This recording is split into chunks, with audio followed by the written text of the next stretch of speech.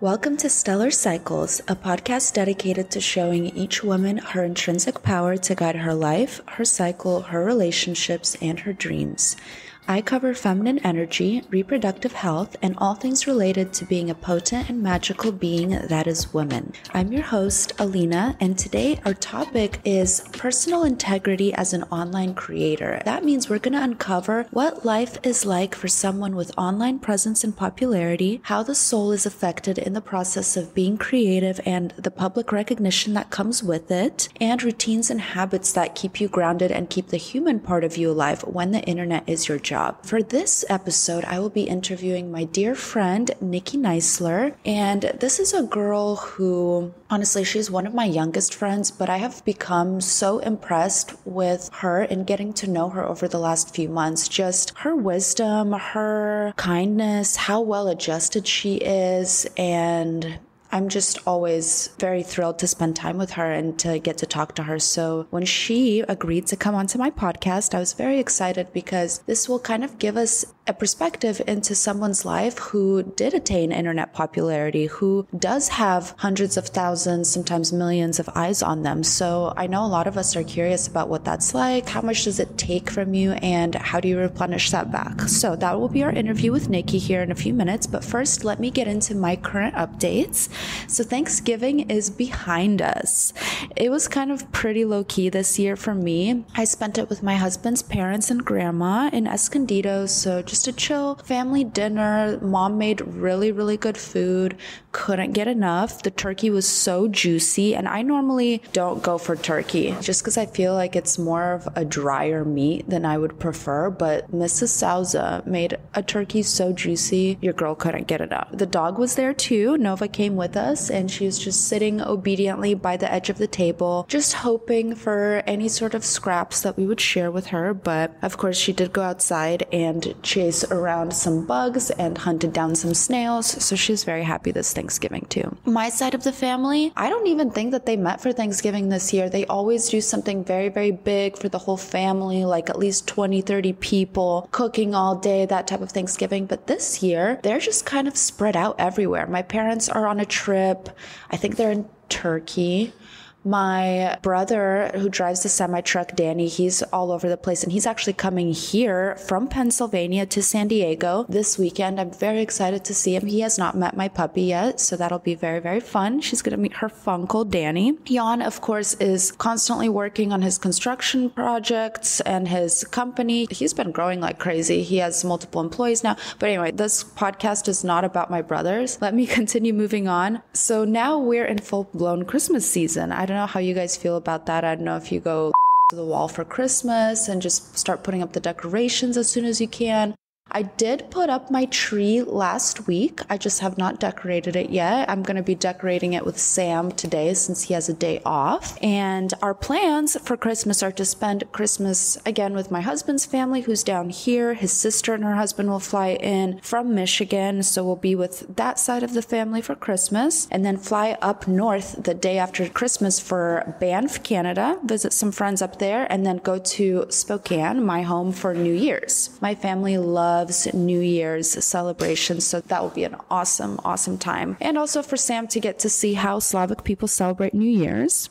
Also, right before Thanksgiving, I got my nails done. I actually have lined up my beauty maintenance and routines to go along with every new astrological season. So when Libra season hits, that's when I'm going and doing my nails, my lashes, my brows, my facial. And then when Scorpio season hits, I do it again. And then when Sagittarius season hits, like right now, I got everything new, got it done all over again. So I've been really liking doing things that way for my maintenance routine, mainly because it just makes me feel like I'm going into a new season with a new vibe. And also, thank God, my period and my cycle have also lined up with the astrological seasons too. So when it's a new season, it's also a new cycle for me, which is pretty cool. So this time around for my nails, I got a deep red, and I've never been so obsessed with them. I can't stop looking at them. Go and get a Russian manicure if you haven't yet entered the world of Russian manicure. Trust me, believe me, it is life-changing. It is the most careful, meticulous, gentle-looking, ladylike manicure you could possibly hope for. And finally, on my bit of interior decorating journey. So when we moved here to this new apartment in Little Italy, we mainly brought over all of our stuff from the old apartment, and most of it worked, but some of it just doesn't feel like it's quite there yet. So I've been putting feelers out for decorators, interior designers, and this one girl came over and she was so incredible. Immediately I got the vibe from her that she knows exactly what she's doing with design, and she just kept popping off these amazing ideas, and I was like, yes, yes, yes, I can't wait to work with you. The next day I was like, okay, husband gave the go ahead. Let's do this. What's your Venmo? Let's start working together. She sends me back a text message and she says, oh my God, I'm so sorry. Something came up. A wrench got through into my plans last minute. I don't know how I'm going to juggle all of this together, so I won't be able to take on your project. So the search starts again. But she did give me someone that I could look into, a good friend of hers. So I will be checking in with that lady too. But it was just such a bummer because that meeting went so well. And I just really felt like we clicked and everything was going to go amazingly. And this was going to be my designer. But hey, you know, life. We got to be flexible. We have to adapt, improvise, and overcome because that's how we make it in this life. Anyway, let's get into the conversation for this episode with my friend Nikki, who's an influencer, online creator, and honestly overall just very active, health-oriented person. So she is a health and wellness influencer and entrepreneur, and I met her at book club actually in June of this year. It was the very first time that I saw you. I don't think we really got to talking or hanging out much until the end of summer though, kind of at the Italian book club in August, and then in September was when I hung out with you and Alex that one Friday night. And Alex I just had on recently on the podcast, and she was talking about her whole holistic medical school journey, and that was a really, really good episode. But today we're talking about you, Nikki, because you are a creator, you're an online presence, and I think you are going to be a standout interview because you are here to talk about the unspoken side of online content creation, which, you know, there's a ton of things out there already for tips on how to do the numbers and the analytics and the strategies, and then you'll be an online creator. But I think that world can get very robotic, very computer-like, and tends to forget the whole human aspect of being online, totally. You know, and being known by hundreds, sometimes thousands of people, sometimes even millions of people who you would probably never meet all of them in your life, but in some way or another, they're consuming your energy on a daily basis, right? And not many people talk about what are good strategies, right? Like we were talking about strategies earlier in the sense of like, oh, this is how you take your analytics from here to there, and this is what it means to be truly successful. But then what about the strategies for taking care of yourself as a whole person, and how to maintain and retain your integrity if you are an online presence and you have tons and tons of eyes on you, you know? So like I said earlier, we share a few of the same friends, and Nikki is one person that I can talk to for hours, but I'm very glad she came onto the podcast. But do you want to introduce yourself a little bit first before we get into it? Who are you? What do you do on a daily basis? What does your life look like today? Yeah, thank you for having me, Lena. I'm so excited. This is actually my first podcast, and I've always wanted to be on one my whole creator career, so super hyped to be here. I started TikTok back in 2020, and, you know, everything was shut down, and TikTok was still kind of a cringe app to have on your phone, but some of us were starting to make a go at it, and I finally caved in, downloaded the app, and I enjoyed making content, and it was fun and exciting, and I had literally nothing else to do, locked away in the house, so it just became a really fun outlet that ended up blowing up, and I stuck with it, and here I am today with 1.6 million on TikTok, and I think we're sitting at like 230K on Instagram. It's been... The content has changed a lot over the years. A big one a lot of people know me for is when I lived in Kansas, and it was farmer TikTok, country girl TikTok. now that I live in San Diego, I moved here a year and a half ago, I've been transitioning into talking about things that I think will have a deep impact on myself and the world, specifically around health and wellness, getting outside, making friends, biohacking. I do some stuff in the ice bath, which is pretty fun, breath work, different stuff. Yes, yeah, and I'm always seeing you doing all of those things, and we will get into our conversation about biohacking, specifically all the things that you love to do. And I was just wondering, did you kind of get good at all of these things kind of all at once? TikTok, being online, retaining attention and virality, or did it come with time? How did that go for you? Did you really have to build up for it? How long did it take you until you started gaining traction? Yeah, so something I don't think I've ever really talked about before is actually back in 7th grade, I was a YouTuber. Yeah. I had, a little YouTube channel. I had a couple of videos up. Same thing, I was really drawn to the creation of it, but just didn't really know what I was doing, but was doing it because I was fun. But unfortunately, got into middle school and someone told me, hey, like even at the other local high schools, they know about your YouTube and everyone says how cringe you are and like how embarrassing it is. And the YouTube career ended there. That sucks. What were you posting about back then in 7th grade? It was so random. It was like, one was jumping in the snow, challenges, yoga challenge. I did one that I never posted that was funny of my friend and I just like making fun of couples. That was really good.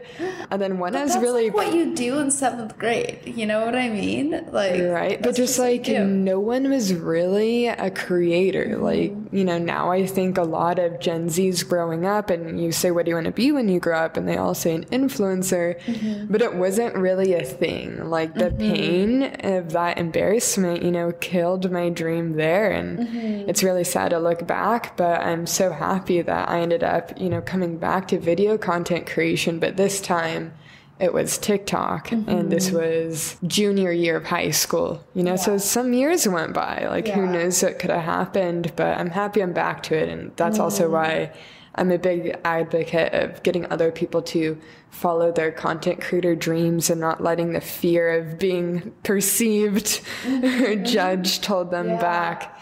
So to your question of did it take some time? When I started posting on TikTok is just getting, you know, like a couple hundred views or whatever most people get when it's just put out there to the algorithm at first. But I wasn't really trying for anything either. It's just kind of making whatever, like skits. And then one day I made a video about joking because all the gyms were shut down, right?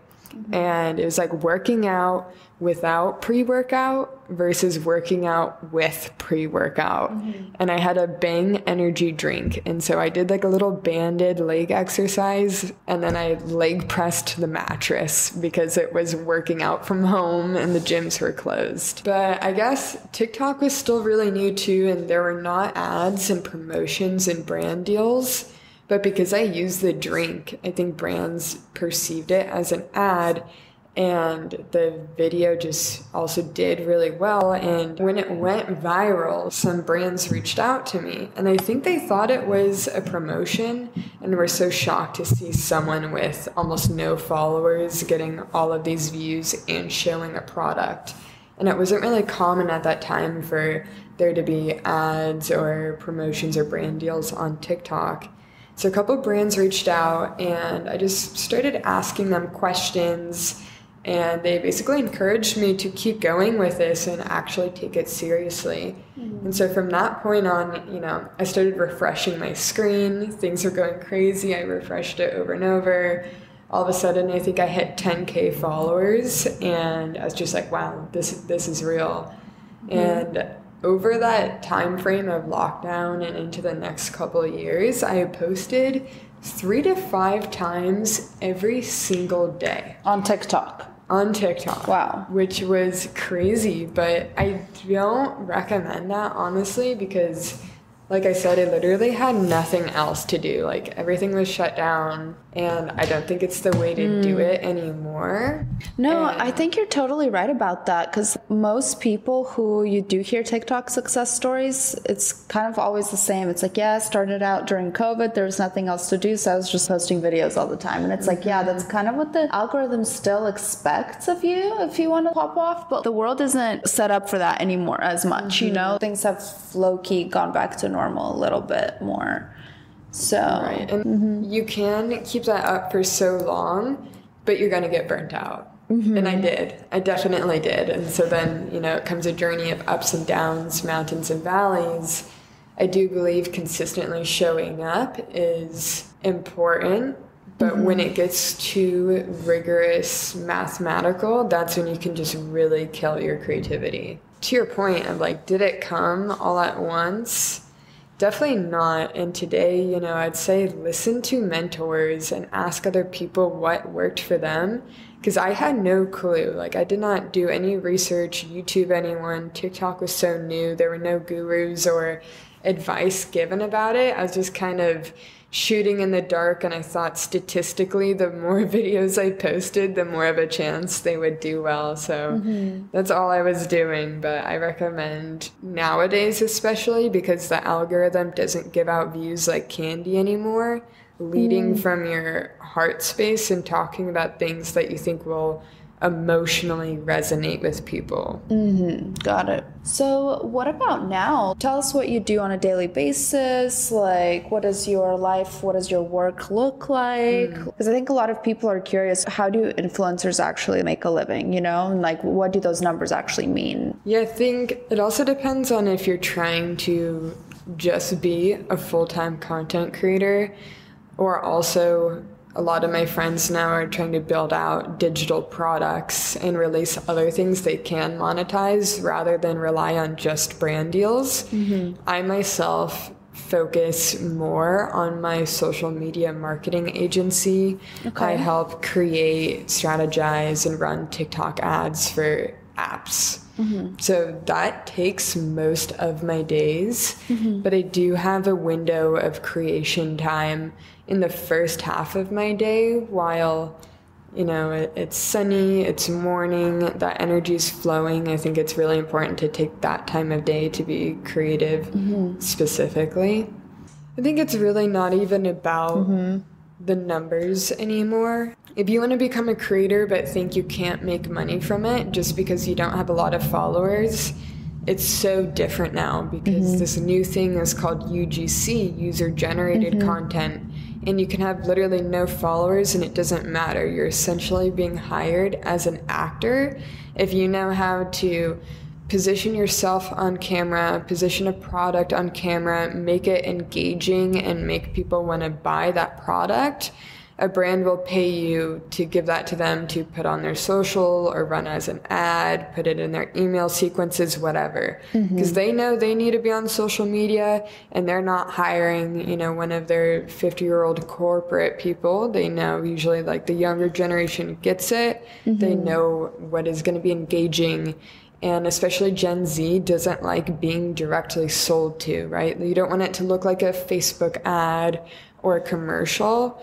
A TikTok ad, it needs to look like a TikTok itself. So if you have the eye for creation and you have the willingness to pitch a brand and say, hey, look at what I've done and I can do this for you too and I can get results for your company like I did another company, you literally don't need any followers at all. Because it's not about your audience and your following and thinking your following is trustworthy. So like if you recommend something, they'll buy it from you.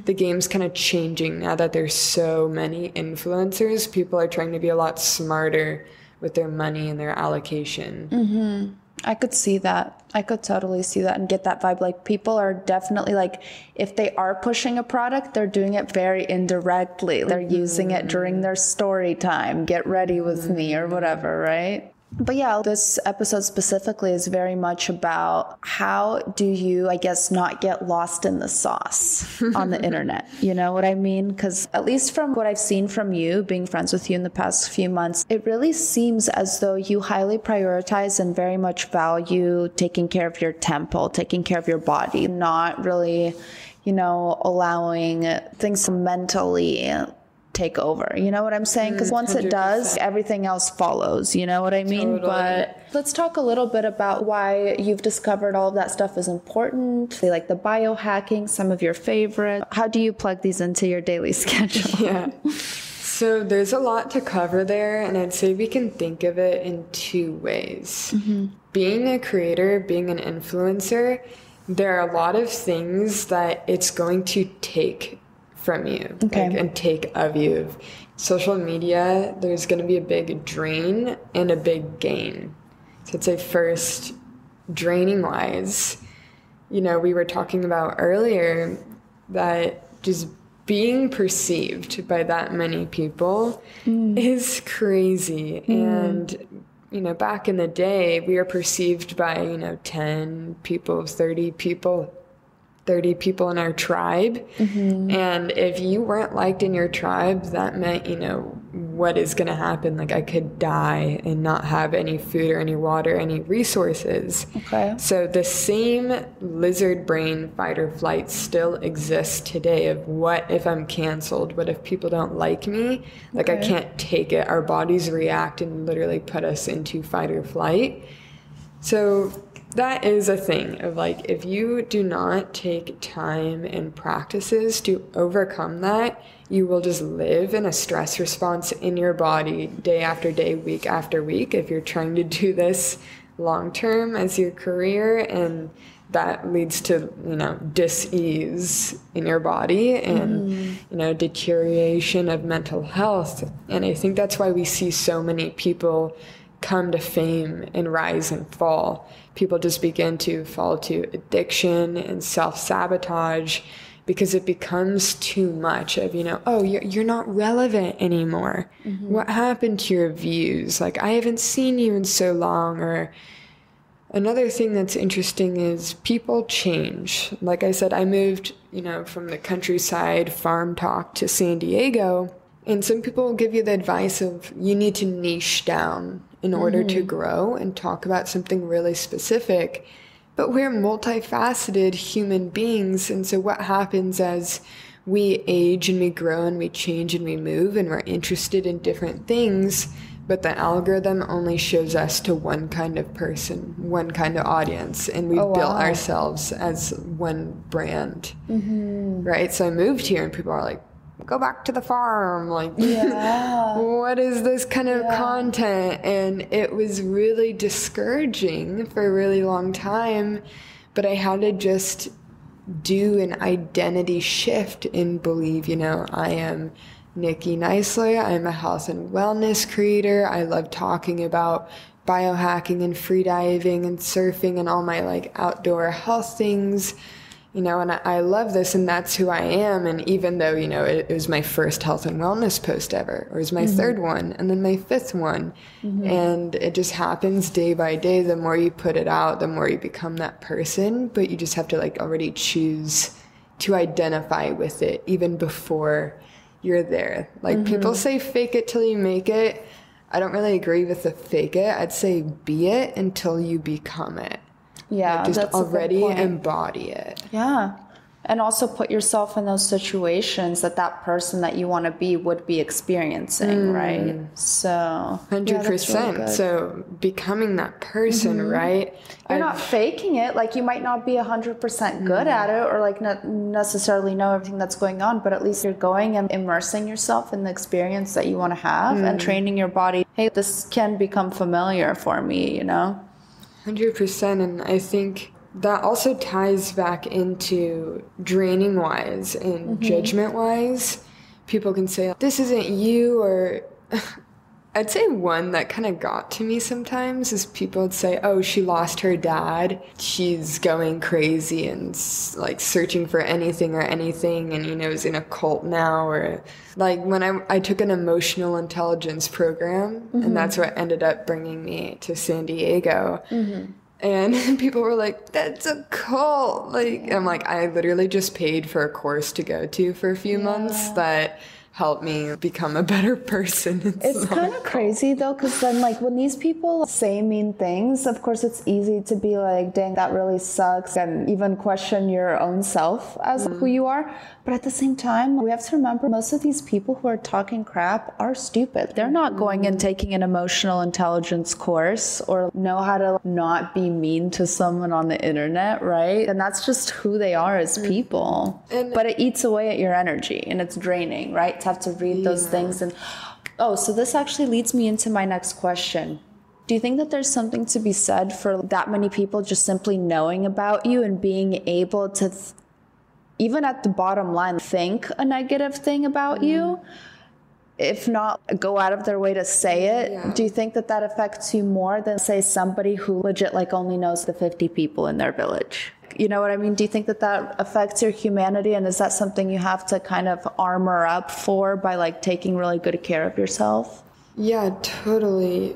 Connecting that with what we were just talking about and keeping your humanity, I think a big reason why people start to lose their soul as they climb to fame is because we're taught to just cold shoulder it, numb it out. Those people don't know what they're talking about. They're just jealous. They have nothing better to do. Like, they're just hate commenting. And it's like, yeah, I can see some truth about that.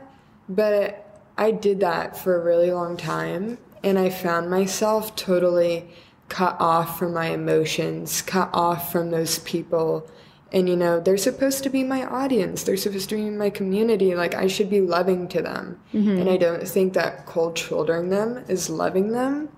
So what I like to do instead is just drop little hints and seeds of awareness and love of like, oh, hey, like I totally hear you, with that thing. But this is actually like what I'm seeing or experiencing or doing.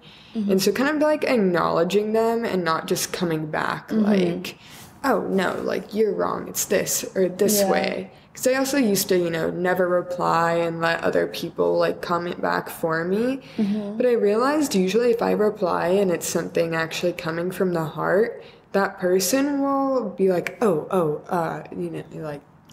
sorry. And then I'm like, whoa, I didn't expect that. I thought they would just troll harder. But, maybe that person now becomes a really loyal like fan or member of the community and then starts coming back and seeing you differently, right?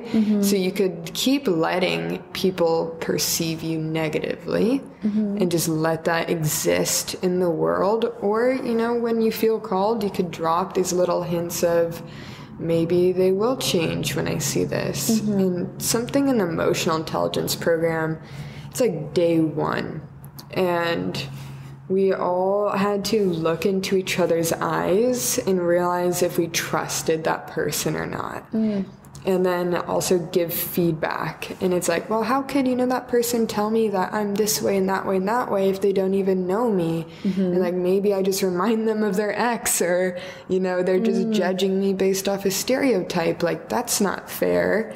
But the counter to that was there's something in you that you are creating that's giving them that. So how do you take ownership of that and lead and live in such an expansive, loving way that people don't feel called to think mean thoughts at you and judge you? And I'm not saying like everyone's ever going to stop. It's kind of like asking, for world peace. Like, there's definitely always going to be people doing their mean things, but I think that if like you are embodying the best self you can, and you're also, feeling okay with like putting some of that out there too, to even the people who are the meanest to you, then you don't really worry about, is someone giving me an evil eye out there? Yeah, okay. I would say something I do struggle with, though, is, have you seen the posts that are like, move in silence? Like, I'm moving in silence. Like, doing the things. Yeah. Like, I totally, you know, I can feel that. And it's like, you don't want to tell people about something before it's really locked down, because what if they start kind of evil eyeing you or draining the energy? But then other people say, you know, document your process and document the journey, because otherwise, if you're like, hey, I'm rich, here are my tips, and people are like, well, I don't relate to that because I didn't see you grow and climb. Yeah, and honestly, like, documenting for yourself is different than, like, documenting but also posting and constantly updating people who haven't really earned the updates. You know what I mean? You can totally document the process, but I think that constantly letting people in on like the information, or especially if it's not out yet, does affect the process of the thing being done. See, this is why I'm so conflicted, because I also feel like people, you know, feel like they grow with you when you document the journey and can relate to you, because I see a lot of, you know, people are like, look at me, I'm up now, and other people are like, well, you know, that's unrealistic because not me, and, you know, I'm this way in this demographic and like born this way, I don't have daddy's money, and it's like, yeah. But if I documented it, would that have been a different outcome? I don't know. Yeah. But that's the thing, is like, you can totally document it, but instead of spoon feeding it to people on a daily basis, you could definitely just compile that story and then put it out all as one piece. You know what I mean? When it actually is relevant to the thing that you're going through, and people are like, wait, we want to see what it took for you to get to this point. And then you're like, well, lucky for you, I have, exactly, yeah. But then, but it's like, truly, like, I'll give this as an example. It's kind of like watching someone be pregnant on Instagram. If they're really getting into it, it's like every single day there's a bump date, and every day there's a screenshot of like how big is the baby. It's as big as a papaya today. The next day it'll be as big as an eggplant, you know, like, it's just like the slow milking and like just the dropping of like having to watch that over an extended period of time. Then you're like, I don't really care. Like, cool, is this baby born yet? Are they gonna have it? You know, like, and then it comes and it's just like not as exciting. But if it's like, boom, all of a sudden someone posts that like, hey, you guys didn't know this, but like, we had a baby, and then everyone's like, wait, we want to see like the pregnancy pictures, like, where is everything, you know? I do think there is people are more interested in after the result has been achieved, right? You know what I mean? But it's also hard too, right? Because the laws of like seduction and mystery and allure, right? People are like, wait, what? And then that prompts them to have curiosity and want to know more. So I think there's definitely some magic in that code there that I'm still playing with. Yeah. Probably will be forever.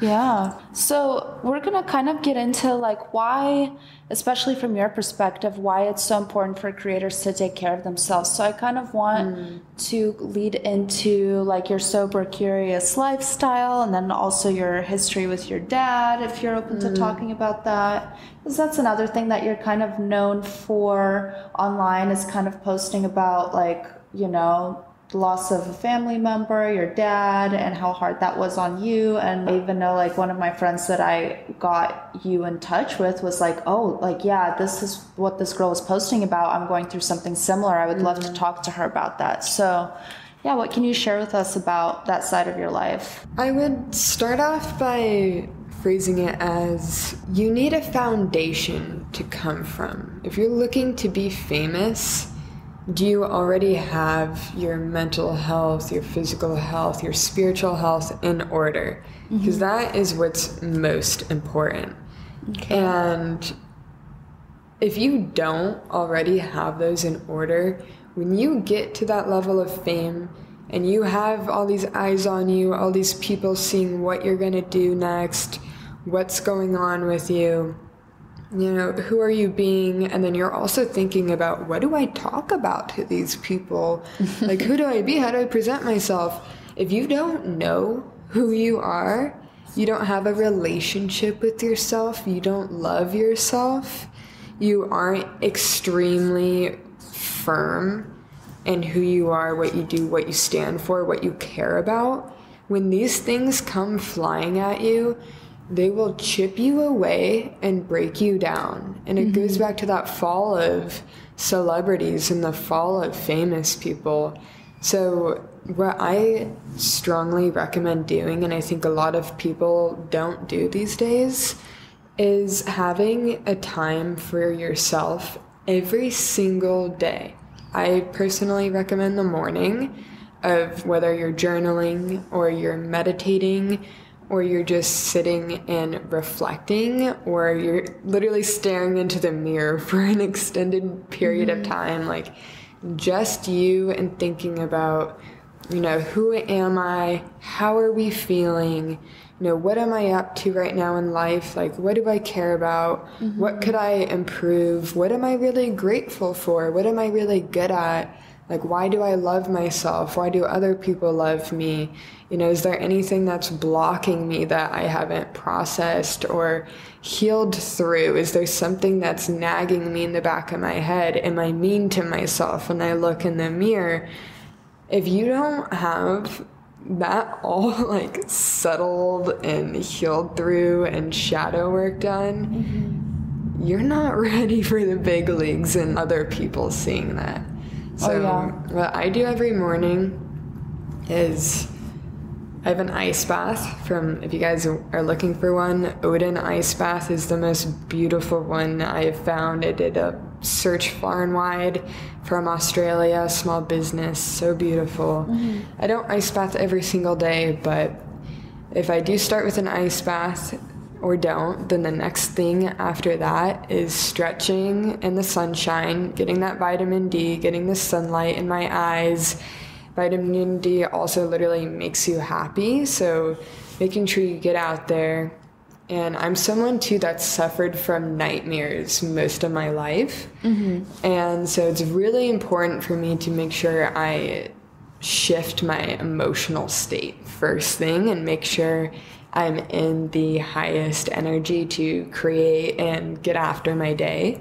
So stretch, before stretching, meditate. So while you're still in those brain waves of sleep and you're not really back to consciousness yet, it's a great time to go within and either, you know, connect with yourself, connect with a higher power, ground into your intentions of what you want to be that day, or just feeling gratitude and love, or just feeling good and peaceful and calm. Are you still in bed when you're meditating? No, I believe personally with my practice that, and this is in Atomic Habits, the book too, that you train yourself to be in states of consciousness in different places. So for me, my bedroom is sleep consciousness. So I go outside and I put out my yoga mat and sit in the same place on the grass every day, because then it trains my body that when I get there, we're going into meditation consciousness. When I get on my bed, I'm falling asleep and going into sleep consciousness. I like that. So just like I mosey on outside or to wherever it is for you, little corner, different. I think in the Bible it's talked about, like, you know, have your little meditation, like prayer closet. People have had prayer closets, like whatever little space it is that you can carve out and make sacred for yourself, to have that time with you and source, whatever higher power, God that you connect to, is really, really important. And then I personally just started reading The Artist's Way, which has me doing 3 pages of free writing every single morning. And I started it like 3 days ago. It's been a crazy journey to see what spills out of my brain and the truth of what I'm really feeling and thinking about. But either that or just like standard journaling before getting into my day. And I find that if you just hop out of bed and get going, it's, you know, people are typically reactionary of, oh, that's happening, this is happening, like I need to do this or put out that fire, do this, that, boom, bang, boom. And then you're like in bed at the end of the day, like, whoa, where did my day just go? Versus like getting centered and coming from that higher state of power and like love and being happy with yourself And then you're able to, also come back to that center easily. If things are thrown at you throughout the day, you can handle them more calmly and efficiently. Yeah, I do love like how centered meditation makes you feel at the beginning of the day, and like I really do my best when I'm in the flow of like making that part of my everyday routine. So that's something I'm working on this week. Let's just kind of talk about pretty much every single time I've been out with you, you don't drink. So let's talk a little bit about the whole sober curious part of your life. A lot of your posts are very like sober curious themed. So kind of expand on that a little bit so we can understand what spurs that, because we do live in San Diego. It's a party town. Everybody here drinks. So what about you? From a more relatable standpoint, I would say noticed in work. By the time Monday got to Friday, I'd feel like I was finally hitting my stride, being the most efficient, really being on my routine, getting things down, and the weekend would come, and there are always events and parties and things to do in San Diego, and I'd be totally wiped out by the time Monday came back around. And then, Monday, and then Tuesday, I'm like kind of back on it. Wednesday, like, okay. Thursday, we're feeling great. Friday, we're on the routine, and it would reset over and over and over again each week, which meant I was only really being efficient like 1 to 2 days a week.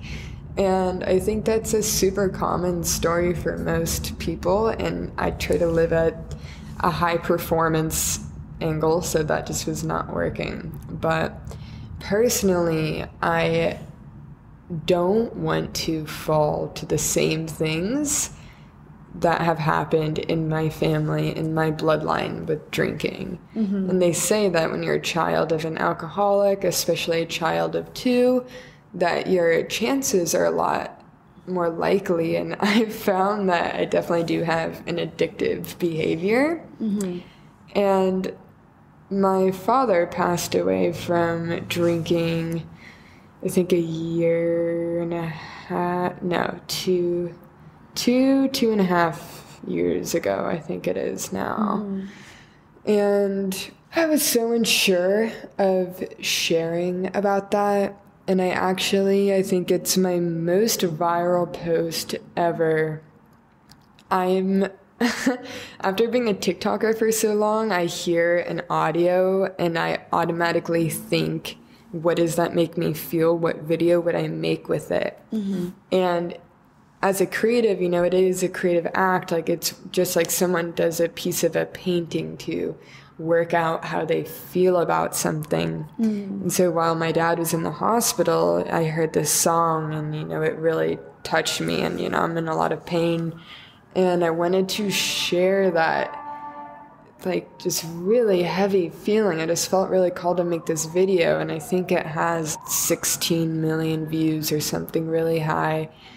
And it's a video of me crying and just like putting out a warning about like drinking and that it's serious. And the reactions were all over the place, to say the least. I got a lot of press, fake press, inaccurately saying, girl fake crying over like some friend in the hospital. Oh my God, it's my dad. I'm definitely really crying. But I think people just aren't used to seeing heavy shares on the internet, that it can trigger a different range of emotions. So there was definitely a lot of, how dare you post this? Like, this is so awful. Like, take this down. You're fake crying. Like, how could you ever cry on camera? But I just saw hundreds of thousands of people also commenting and personally DMing me that, wow, I'm going through this. My family member went through this. I lost someone to this. I haven't lost them, but it feels like I lost them because they are an alcoholic now. Or, wow, I've never seen anyone else share about this topic. And I just feel really seen because I thought I was alone in this. And people in the comments, I've had people today tell me, I quit, 1 year ago today because of your video. Wow. Or like, I haven't had the nerve to try to help my family member, so I'm going to send this to them. And then in my emotional intelligence class I took that I ended up moving out here for, we did this exercise where you basically had 3 votes and you got to pick who would live if a boat was going down. And this one guy I hadn't talked to in any part of the course ended up telling me after, he gave me his vote and he said, I know exactly who you are. I didn't want to tell you because I didn't, want to make you uncomfortable. But I followed you since you posted about your dad a few months back. And, that is why I followed you. Like, that's why I care about your story and what you're sharing. And I think that reality just hit me there of like, wow, this is someone. It's not just a number in my algorithm. And, like, the term follow, I think, can just become so, inhuman. But it's like they want to keep up with my story and what I'm doing. And it's not, it's not because they think I'm hot or something or like, even so many different. Even though you are. Thank you, babes. Or, so many different reasons. Because I've had a lot of that too. Of like, you're only famous because you're hot. And like, that's really discouraging too. But like, wow, this is a person in front of me saying that like they saw my video and were touched and cared. And also in this really emotionally intense, heavy situation in the class that they chose that I was someone who would live and like vote with their life to live. So that was really, really emotionally changing. And I felt like I could actually start being vulnerable sometimes on the internet. And so I've gone through phases of definitely not talking about my dad to coming back around and talking about it. And I usually just let it ebb and flow to where, like I just made a post the other day because my dad started showing up in my dreams again. And I just felt like, okay, now is the time to talk about it more. And actually a few months ago, it was his birthday. And I went for a run, and I hadn't run in so long. And running used to be really my go-to therapeutic way to move through my emotions. And I went for a run. I decided to film it. And I was just so upset and didn't know what I was going to do. But I just heard this one song. Like I said, just hearing the song and knowing all of a sudden what I'm going to do. And made a video like clipping up, the running footage and then my dad, the running footage and then my dad, the running footage and then my dad, and posted it. And that one also went super viral. And, this time too, I really decided to stand for something. Like the end, I said, and I won't stop talking about it. And so many people were just like, wow, I never knew, like, the way he looks with liver cirrhosis and his eyes are yellow and his hands are yellow. Like, I've never seen anyone else share that. Like, that is so painfully detailed to my exact trauma in my life.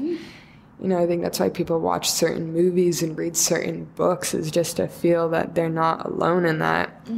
And, that one, it felt really good to move through creatively, and people really resonated with it. Like, so many people reposted it and reshared it to their stories. I always have so many people reach out and DM me about it, but every time I'm scared and I'm like, do I really want to, show this side of myself? Does this make me weak? Does this make me like a crybaby? I'm not looking for anyone to feel sorry for me. That is the last thing I'm trying to do. But I think, we talked about having a foundation if you're going to go into social media. And I think an important part of your foundation is knowing, what do you stand for? What is your mission? Because if someone says, take this down, like, why are you doing this? This is awful. I know that if this saves one person, then it was worth it. I love that. I think so many people are, unfortunately, like I actually went on a bit of a rant about this, but so many people are just gaining a lot of internet popularity just by like showing off their designer or like flexing their nice things and really not giving much else aside from that. But their follower account is growing. People just want to see them do more unboxing and this, that, and the other. I highly commend you for coming out and showing like the ugly parts of life, because lo and behold, you didn't know this, but so many other people found it helpful to see that. People who are just going through actually real things.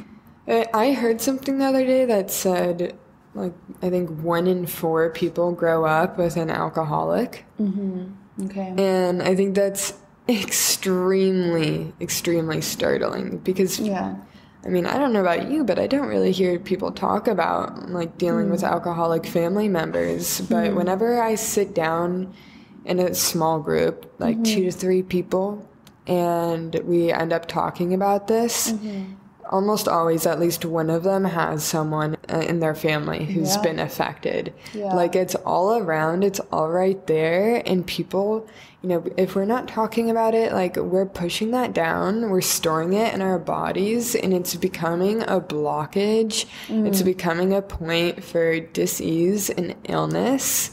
It is not being processed, and it just becomes a literal weight.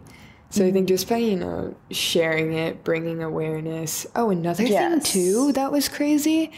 There were so many nurses in the comments who said, like, I've watched patients die from this, and it's also the most, like, slow, painful death I've ever seen. And then also people like, you know, everyone thinks you have to be in your 50s maybe for this to get you or later, but we've seen 20-year-olds die of liver failure. Wow. 20 from drinking. And there were people in the comments too, like, oh, well, did he die of, you know, alcohol overdose? Like, that's how people die from drinking. And they don't even know that, like, that's not the only way, is to just OD on it, that it's literally slowly killing you over time and deteriorating your organs. It's a neurotoxin. And so even a little drink here and there, like, it adds up. And also, people are like, oh, you know, he must have been drinking handles and handles. Like, I have a beer every day after work, or, you know, I have a couple cold ones every day, and it doesn't mean anything. And it's like, no, 1 beer is equivalent to 1 shot. And so if you're having a few or taking down your own 6-pack or 12-pack or whatever, like, every day, or even, you know, people are like, oh, I just drink on the weekends. Like, it gets to you. It does. Like, you meet people who drink versus don't drink, and you can see it in their eyes, you can see it in their skin, in their face, in their activity levels. Confidence too. Right.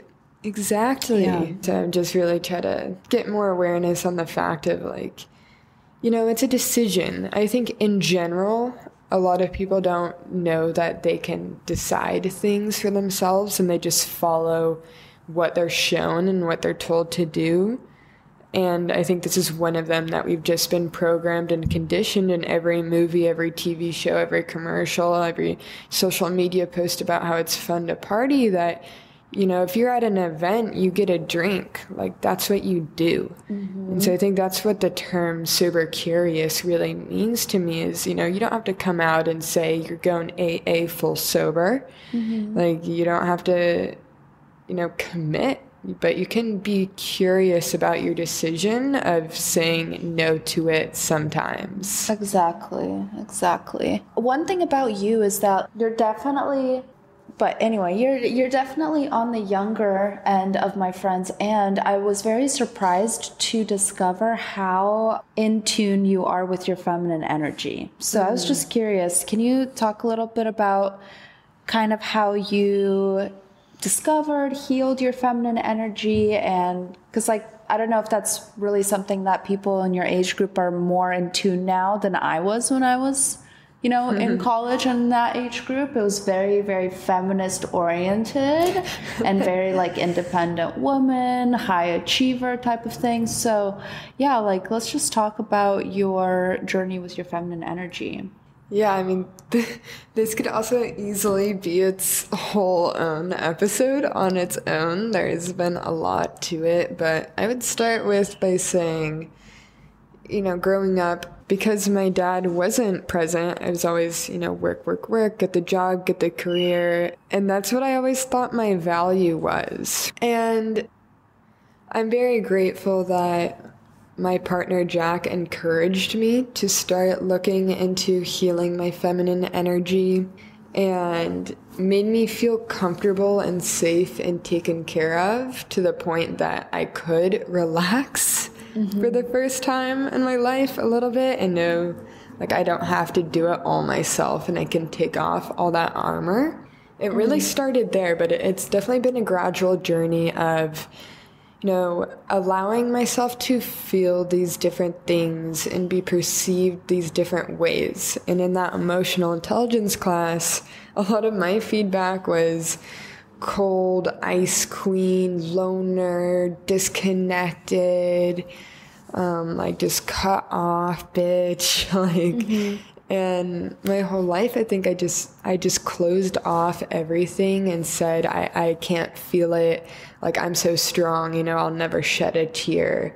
And totally just removed myself completely from my emotions. And thus, I had no friends. And it kind of just became this self-perpetuating, then believing, oh, girls don't like me and I don't have girlfriends. And just became this whole thing. And once I started allowing, and it was like a self-fulfilling prophecy too, it just because you were thinking real. all of this, it actually became the reality, right? And the more we repeat it to ourselves, like the more it just becomes ingrained. And so in that class I learned to step into something new, and I became committed to allowing myself to feel and to process those things and to start affirming that I am this new way, and like people love me, and my tribe, my girlfriends are coming, and they will come, and I love you, Alina, and all the other girlies we've been going to dinners with. And yeah, that's literally what I was thinking this summer too, because I've been in San Diego about 2 years now,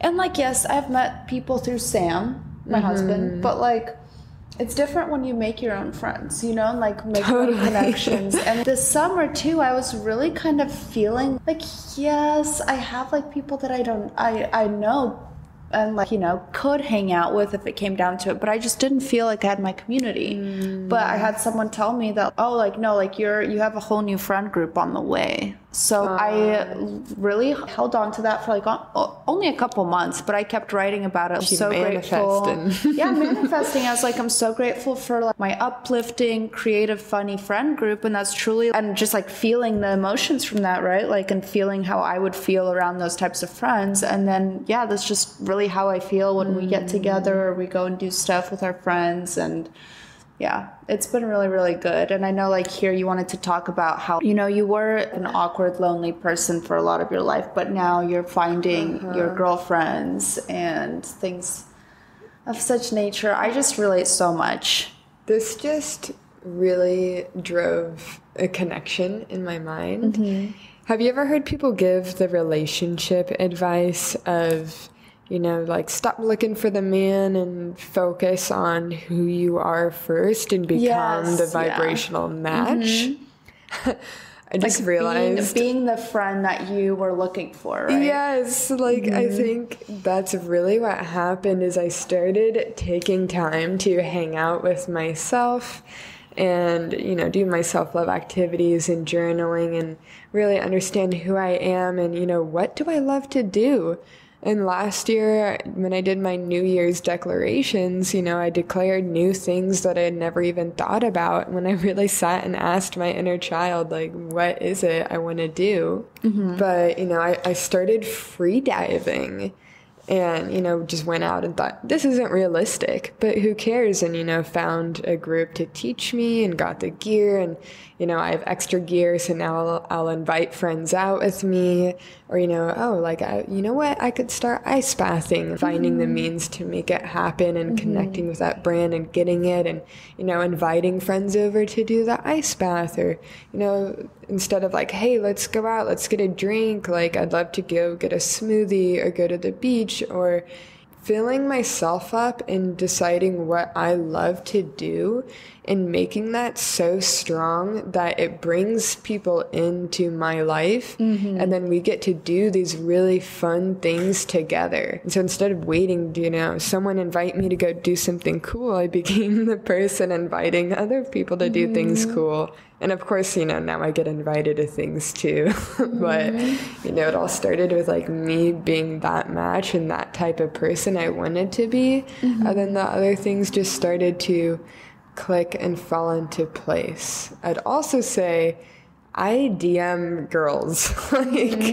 Don't feel scared to reach out, especially, everyone DMs and slides into DMs for dating. Yeah. Like, why can't we slide into the DMs and be like, hey, you're a cute girl with similar vibes in my area. Like, let's hang out. And, they don't always work out, but I think that's also a totally great way.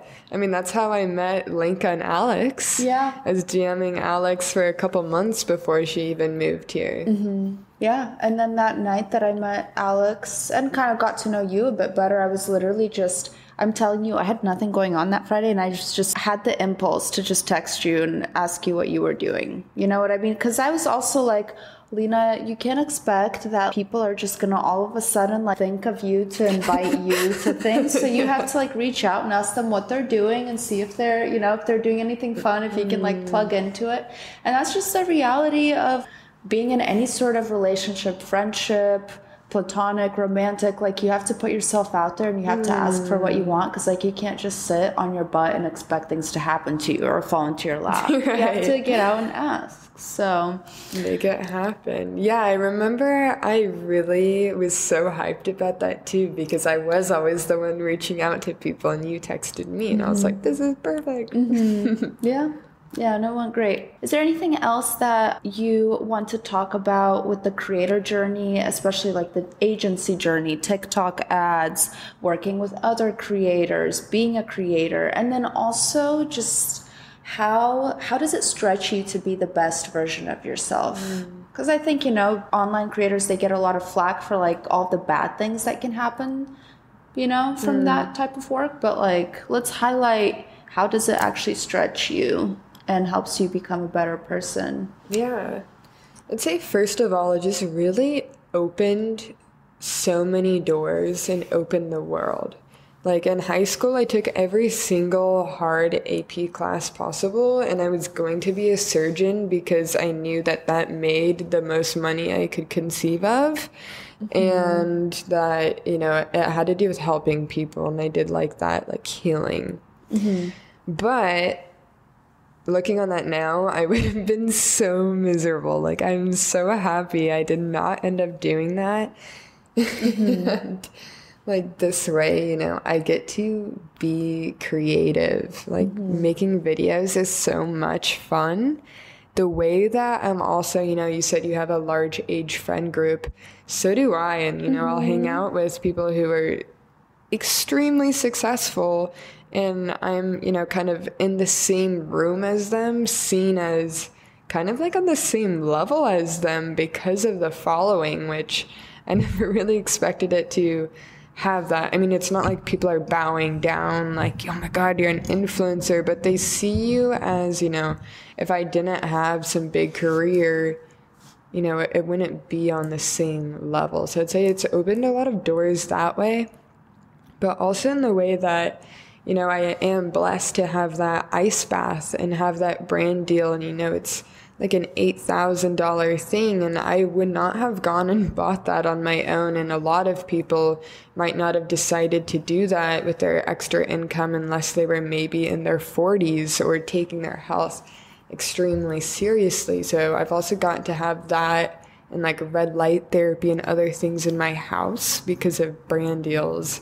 So extremely thankful. I'm also about to go to a festival in Fiji. That's crazy. In a couple I've seen weeks. You post about that. Which That's amazing. I've never been to a festival, and I tell you, Alina, with the manifesting, the limiting beliefs, the second I went from thinking, why do these other influencers get to go on brand trips and not me? Like, for me.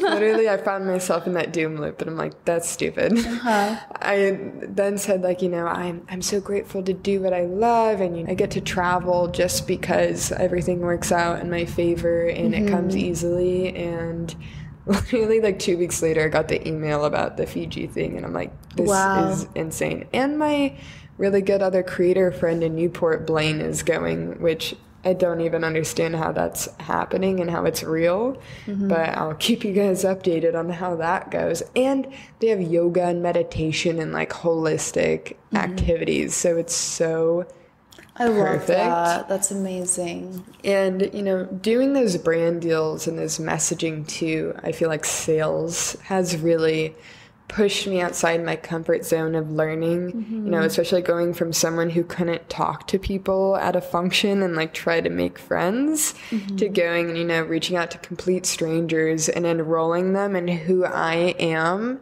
and like what I stand for and what other people know I stand for, and that they want their product aligned with me and me putting it out to the world. So it takes, the self-love, the speaking, the, complete belief and faith in yourself. Yeah, totally. And I also think that being an online creator also gives you this level of self-awareness that you have to become really comfortable with, that it's not comfortable, right? Like, because you get turned down. Yeah, you get turned down, you get rejected. You also get constant feedback, mostly negative feedback. This is wrong with her hair. This is wrong with her face, But yeah, it just forces you to have this super high level of self-awareness that I would say even with this podcast, I listen to these episodes so that I can know what to work on the next time that I record, and it is nerve-wracking, but at the same time, I think that it just breeds a level of growth that's like really good for you, to have to like look back on maybe making a TikTok. You said embrace the cringe, right? Even though people, embrace the cringe. Like, who cares what people are going to say about it? You have to do something cringy because eventually it stops being cringe. Eventually it stops being cringe. And I feel like the cringe is just that part of people that there's a secret, their inner artist is, probably jealous that they're not, expressing their creativity in whatever way it is. That's a good way to put it. So you have to let the cringe be felt. I'll tell you how many people talked shit on my TikTok until the follower count really started going up. And then it was, how do I do that? Right. Then it starts speaking for itself. Wow.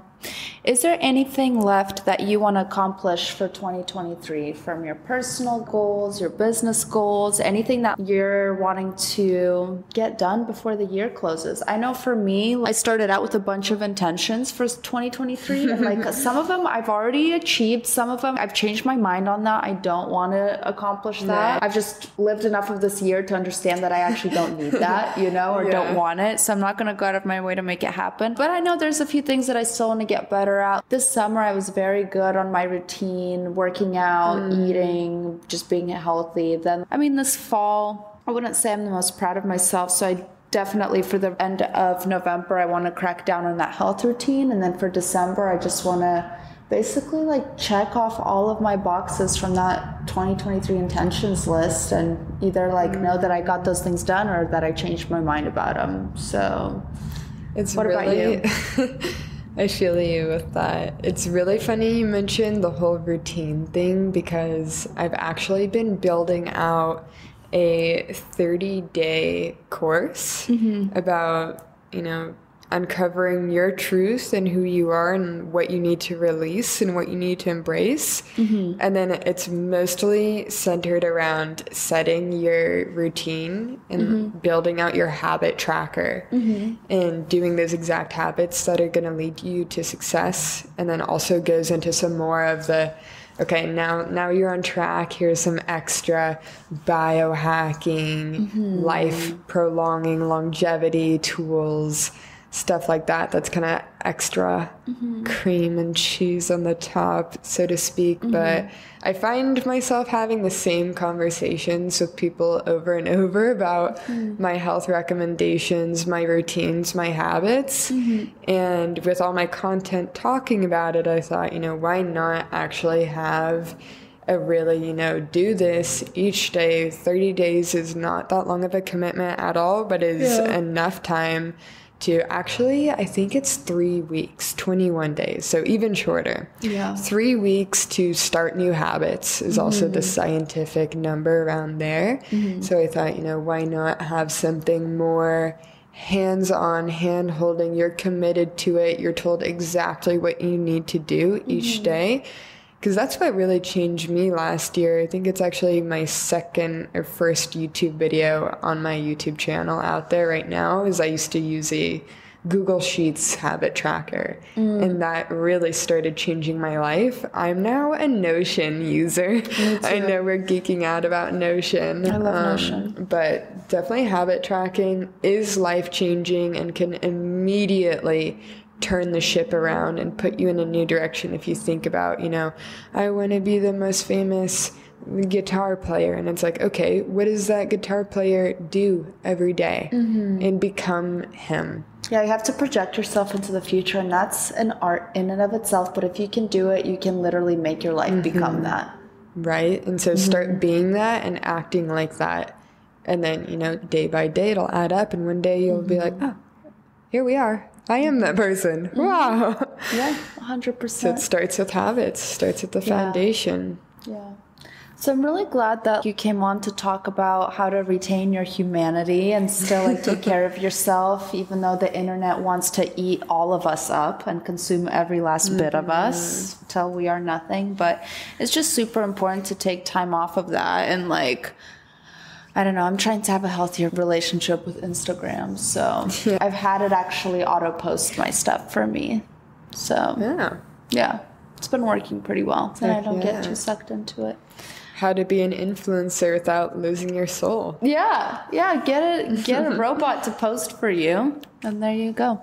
But thank you so much for coming on and talking about your journey being a creator, the behind the scenes that don't really get talked about much. And you can be found at Nikki.Neisler, so Nikki.Neisler on Instagram and TikTok, right? Yes, so you guys follow her.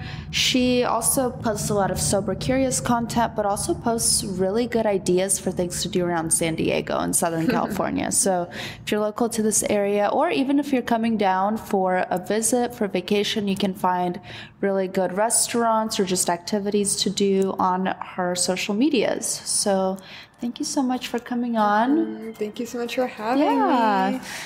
Don't forget to follow on Instagram at Stellar Cycles Pod. We have all sorts of graphics on there for you guys. We have videos on how to make certain foods for your cycle phases. And you can also download our free grocery guide. It's in the link in our bio. You can follow it depending on whatever phase you're at in your cycle and buy groceries for that specific phase, eating the foods that support your hormones and your bodily processes. Also, please give us a 5-star rating if you enjoyed this podcast. And I also love to read any reviews that you guys leave for me. Until then, spread the good word about Stellar Cycles to your fellow women, and let's all elevate our lives, cycles, and dreams together. Till next time, Stellar Cycles out.